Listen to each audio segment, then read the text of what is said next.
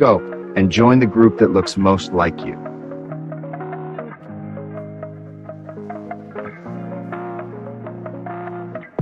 Black unity. It's something every generation talks about and every generation struggles to define. From the slave ships to the streets of Harlem, from Lagos to Atlanta, the question remains, who are we really? Today, 3 movements are reshaping that conversation. FBA, Foundational Black Americans; ADOS, American Descendants of Slavery; and Pan-Africanism. Each claims to stand for Black liberation, but they don't always agree on what liberation means. We're African people racially. Ethnically, we are a different group. Ethnically, we're foundational Black Americans. I acknowledge my African racial inherent DNA and the connection I have with other African descended people globally. We have a connection as far as intrinsic race and biology. So I acknowledge that. FBA and ADOS movements emerged in the 2010s, not from hatred, but from frustration. Frustration that the struggles and blood of Black Americans, descendants of slavery in the US, were being overlooked. They said, our ancestors built this country. We fought its wars. We bled for its freedom. So, when it comes to reparations, recognition, and respect, we shouldn't be an afterthought. It wasn't about excluding anyone. It was about naming lineage, defining who owes what to whom. But on the other side, a broader philosophy still echoed across oceans: Pan-Africanism. The idea that all people of African descent are one people, divided only by history, not by destiny. A big reason why I transitioned into advocating for Pan-Africanism is when I stopped listening to and allowing Tariq Nasheed to think for me. And that's when I realized that he genuinely does not have the Black people in America's best interests at heart. His whole movement and advocacy just feels like he's trying to alienate Black Americans from the rest of the diaspora, all in the name of pride. But yet, pride doesn't come with anything tangible for the community that he says he's looking out for and that he's advocating. From Kwame Nkrumah to Marcus Garvey, from W.E. Du Bois to Haile Selassie, Pan-Africanism dreamed of unity, not just for Black Americans, but for all Black people everywhere.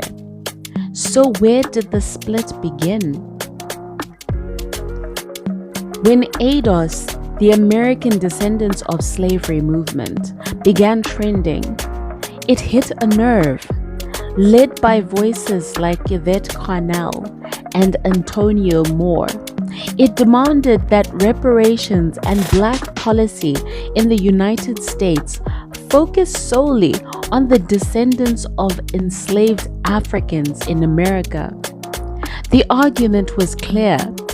Immigrants from Africa or the Caribbean may be Black, but they didn't suffer under Jim Crow, sharecropping, or redlining. So they said reparations belong to the lineage, not the skin color. Then came FBA, Foundational Black Americans, popularized by Tariq Nasheed. A broader but similar idea. Black people whose ancestors built America's wealth deserve recognition and political power, distinct from other diasporic groups. These movements weren't born from racism. They were born from pain, from centuries of being told to wait, from decades of watching promises fade after every movement. But with that pain came a new tension, especially with Pan-Africanists. For Pan-Africanists, the FBA and ADOS movements felt limiting. They said, how can we divide what's already divided? Pan-Africanism has always seen Black unity as global survival. When colonial powers carved up Africa, they didn't ask who was FBA or ADOS. When they enslaved Africans, they didn't ask who was Nigerian or Jamaican. They saw one color. To Pan-Africanists, the liberation of Black America is tied to the liberation of Africa itself, because the power structures that oppressed one group oppressed all groups. Pan-Africanism isn't just a political stance, it's an identity that crosses oceans. But Pan-Africanism has also been criticized for being too idealistic, too broad, and sometimes disconnected from the real lived experiences of Black Americans today. So here's the truth. All three movements want the same thing: freedom, dignity, and power for Black people. But their roads diverge in strategy. FBA and ADOS say, fix home first, get reparations, protect the legacy of American slavery before we build bridges abroad. Pan-Africanists say there is no home first without unity. Africa's rise is your rise, and both are right in different ways. The danger isn't in choosing one. The danger is when pride turns into hostility, when heritage becomes a border. Because division is exactly what the system feeds on. So maybe the question isn't FBA versus ADOS versus Pan-Africanism. Maybe the real question is, can we honor our differences without losing our connection? Because the truth is, the chains that once bound our ancestors didn't ask for IDs. They didn't separate us by flag or passport. We are different branches of the same tree. Some rooted in Georgia, some in Ghana, some in Jamaica, some in London. And that tree still stands.